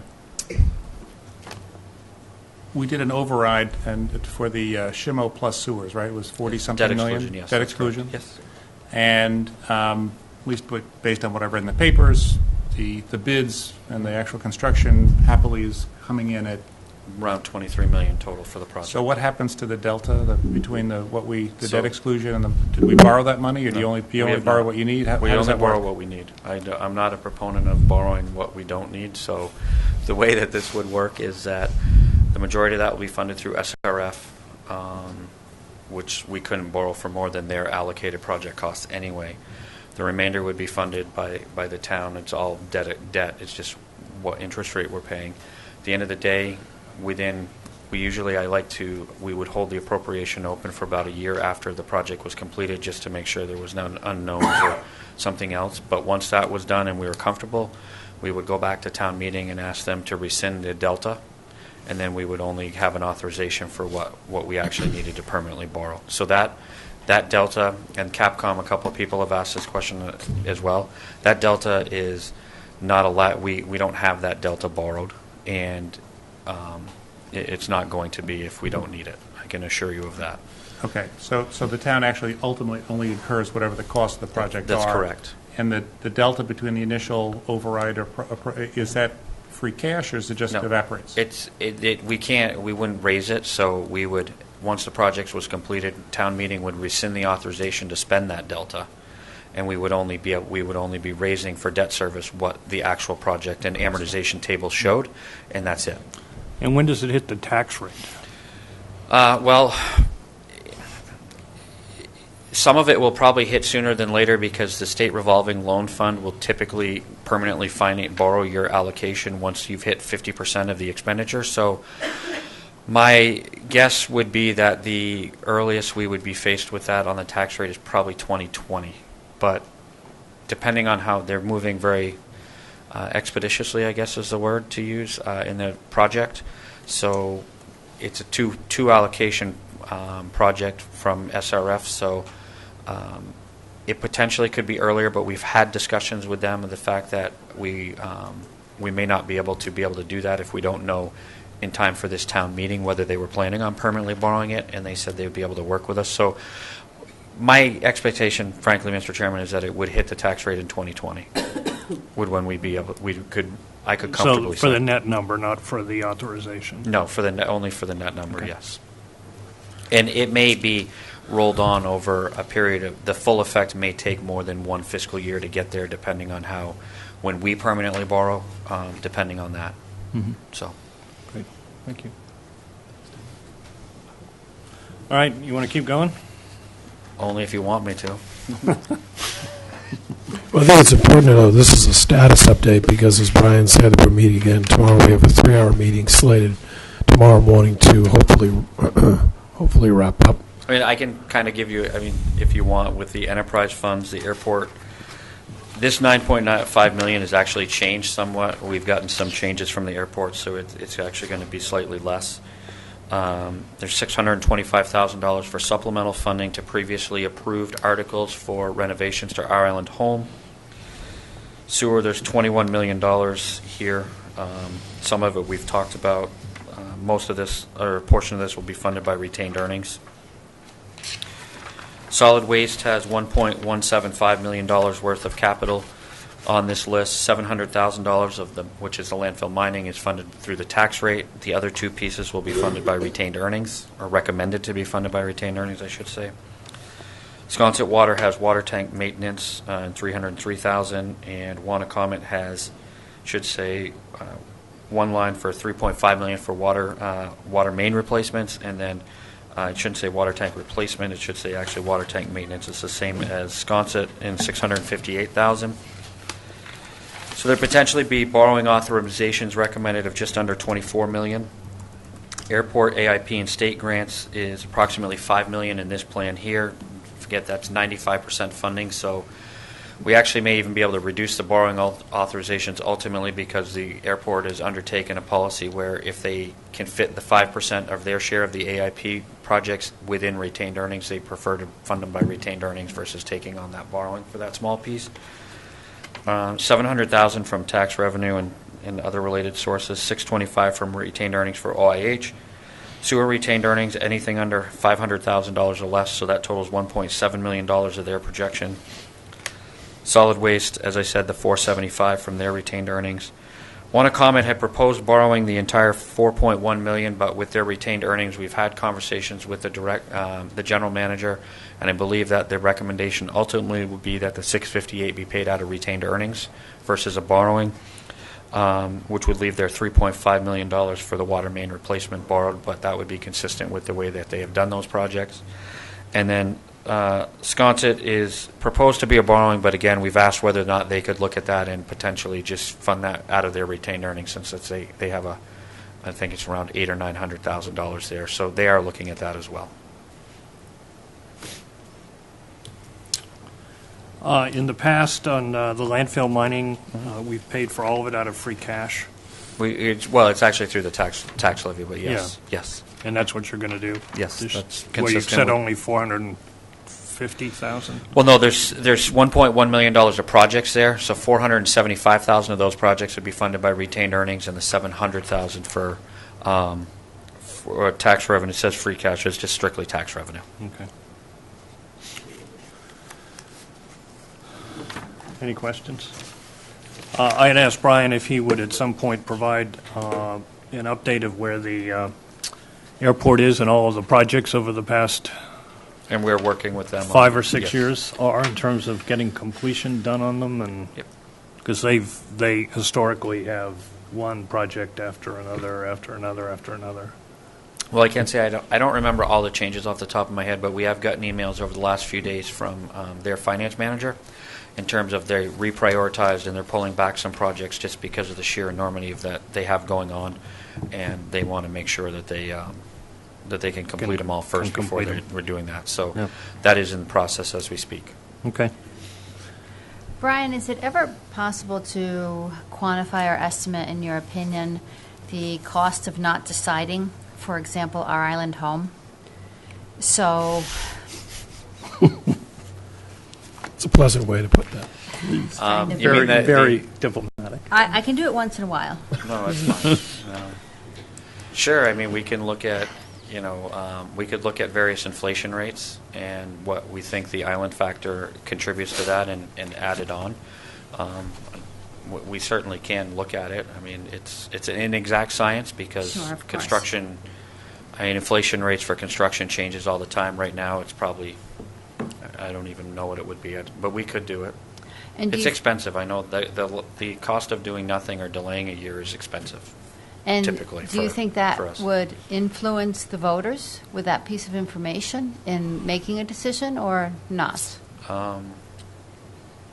Maybe if we're talking about If we're talking about a less emotional issue than our island home, then I think it very well could have an Okay. impact, and I guess that's the best way to explain it. Okay, If we're thank talking you. about about the garage and we did it, I think it might, but our island home might not be the best case to try to make that Oh, boy. that for.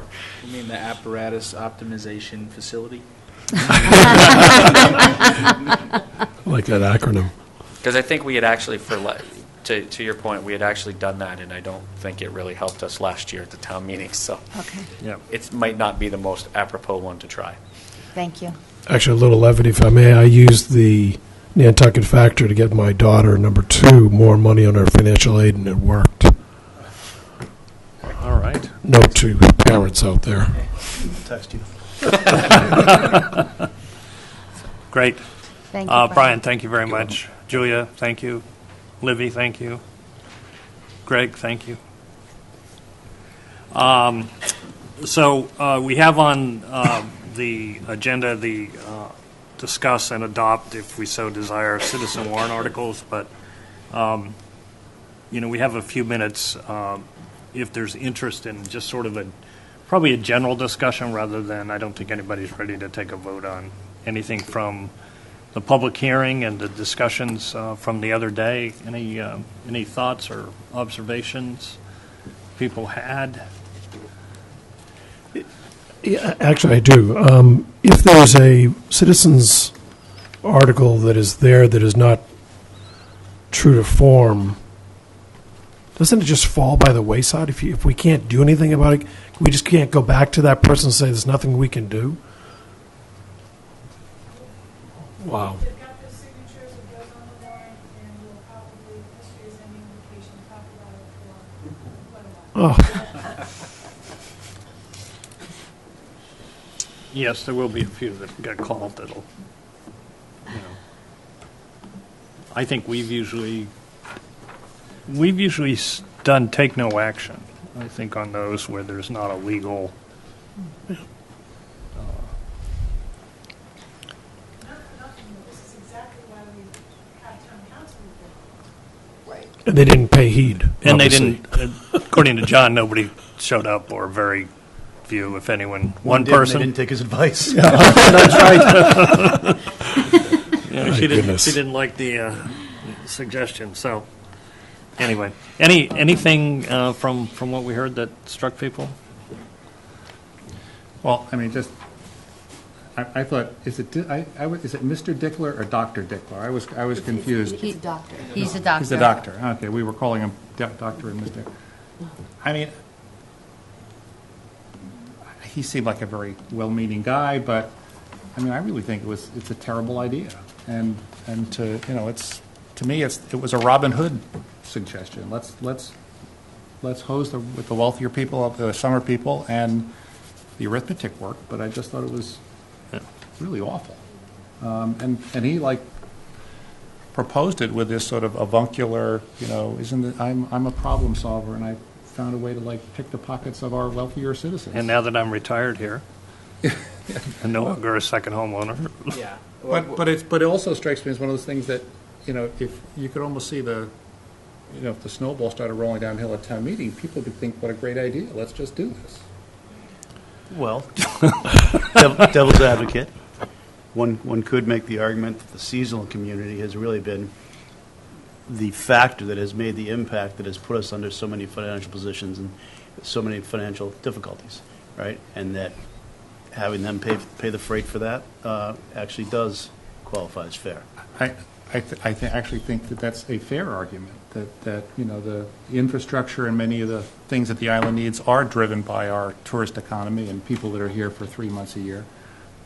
But I also think it's not appropriate that the 2,400 homes that get the exemption get a tax break while we, of 15% or whatever his numbers were, while we raise taxes on the other 35. folks. 35. Well, they won't. They would 35% down. No, they would stay. They would the stay actual flat. taxes would stay the same. Stay the same. Yeah. The exemption would go up to 35%. Correct. And the No, second. If I remember his worksheet, the 2,400 people claiming the exemption, after you leave out the ones that are under $600,000 or whatever, people basically got either a flat or reduced on average. Obviously, it depends on the value of your home. That cohort got a reduction in taxes, whereas the people that were in the 8,500 homes that would not be able to claim the residential exemption, I think the average tax increase was 45%. Higher, I mean, yeah. it was kind of sticking it to them. And I don't disagree with the argument that those folks, should bear some burden. But the fact of the matter is they bear 85% of the burden. And I don't know. It doesn't seem very, very ethical to me for the folks who live here 12 months a year to reduce their burden and turn the burden up on the other folks. But you could do it.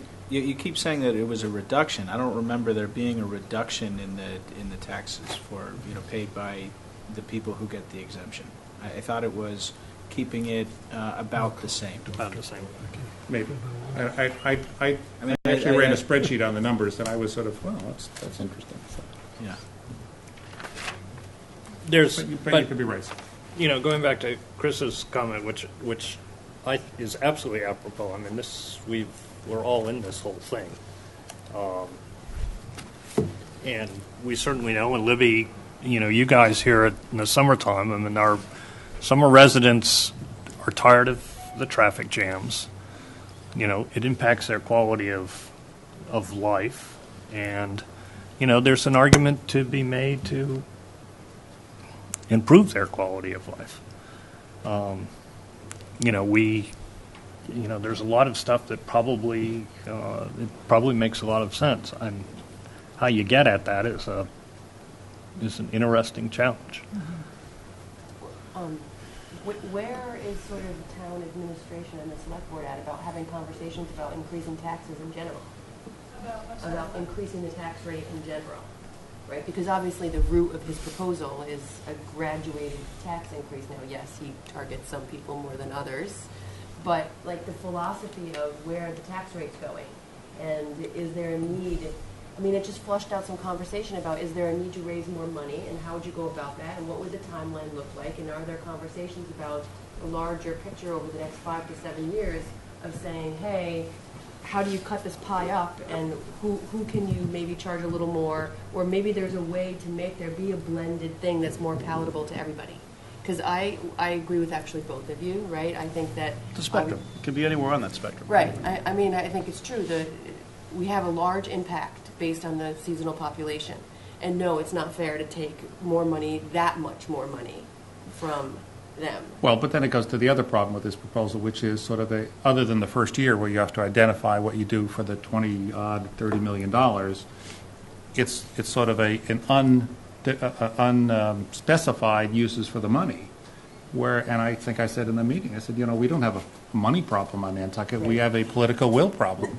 You want to build anything. I mean, we can certainly borrow the money and raise the taxes. And the fact of the matter is, the way that the tax rate and financing has been applied around here since I've been on the finance committee is the summer people bear most of the increase anyway. I mean, it's just sort of the way the arithmetic works. But that's not really true, because we had, back to the island home, right? I mean, there was a will of people. We just couldn't come to resolution, right? There wasn't, we had, the money would have been available to us, right? We just couldn't sell the solution. That's his point. That's what he's saying. That's It wasn't a exactly money my issue. point. Yeah. It's not that we couldn't finance it or raise the funds, is we couldn't convince enough of the voters to go along with that particular project. I was actually... And I just think that's what we ought to do, is if you want to, I don't know, if you have some big infrastructure project you want to do, well, then propose it. If everybody likes it, we'll vote on it and do it. I was actually considering a citizen article that would say anytime a public official in this town says we can't afford, that it be struck from the record and replaced with we choose not to. I mean, Good point. we have the what, second lowest taxes in the Commonwealth? Third. Right. Well, it goes between third and fourth. Whatever. Right next to Well, who's Martha's the- Vineyard. Yeah, I was going to say, the other towns are on the vineyard, so. Say, who's the lowest? Chilmark, maybe? Or Yeah, one of- Chilmark. Yeah. Sometimes, I mean, I think historically sometimes we have been, but the bottom three are always us and Chilmark and Vineyard Chilmark and Haven. Vineyard Haven. I think. Yeah. Okay. Edgartown's a little bit above us. Yeah, I mean, I guess, I don't know. As an ancestor of summer residents, I would just say that, you can throw, it shouldn't be us, it should never be us versus them, because Correct. without them, okay, you don't have traffic jams, but without them, we're a poor fishing community. So, that's, you think they probably there's go no away? 75 an hour foreman out there, so. Henry, I just you think they go away? Huh? If we raise the taxes, they're going to No, go away? I think that some of them will be. $3,300. And personally, I make this sell. This is a tax haven. You want to stash your equity somewhere, buy a house in Nantucket. It's a sell, for sure. I mean, I wouldn't underestimate that at all. There's a reason people aren't. Yeah, well, you All right, he's part of the problem, too. His taxes go up, too. Hey, I'm all for it, man. Let's just make it personal. But you'd have to weigh that, Henry, against whatever new services and what the what's being done with the money, right? Yeah. I mean, if the facilities are better, if the streets are cleaner and freer of traffic, and there's transportation services that are more readily available and service more people. I mean, all those things have an impact on property values, on people's enjoyment, on quality of life, on the services that you see. I mean, that's real. No, I agree. I'm just, I guess, saying that we all need each other. So to point We a are finger all in it together. to point a finger in one direction and say you're the problem is penny wise and a pound foolish. And then to also make that schism real by forcing taxes on somebody. I mean, I always say this, we say this in our own office. People who come here have a lot of options. They don't have to come here. Yeah, They can go anywhere, literally.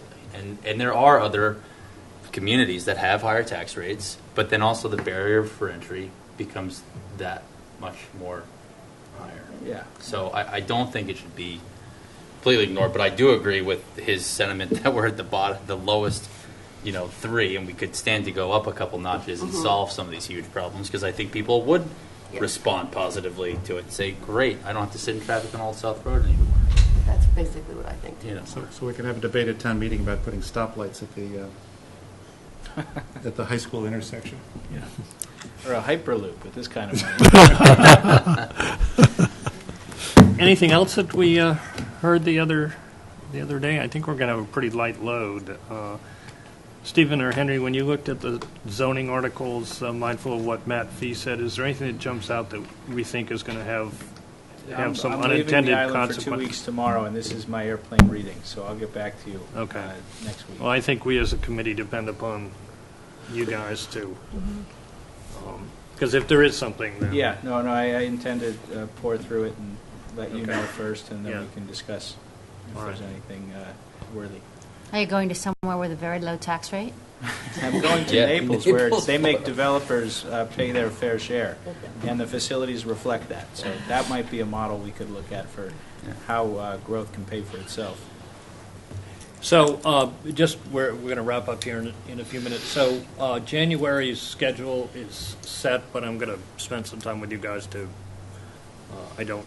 just to make sure that we've got a good going forward month. At the end of the month, we're going to do what we did last year. We'll do our Saturday, and we'll do our Thursday with a couple of the enterprise folks that are going to take us a little bit more time.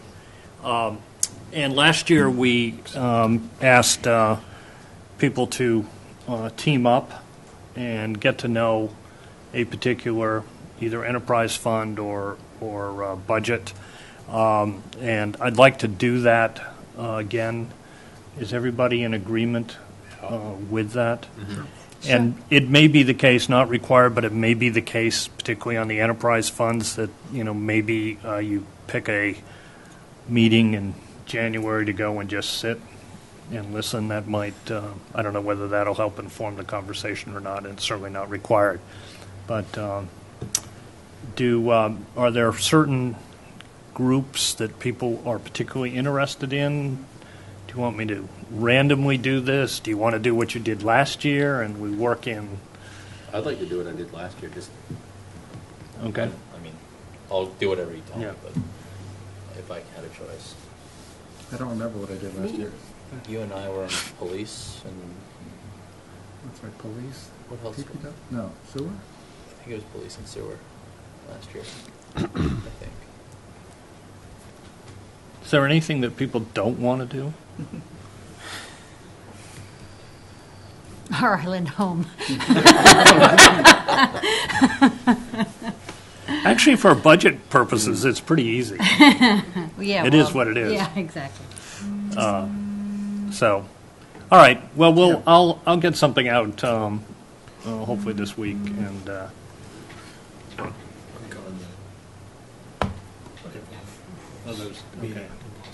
All right.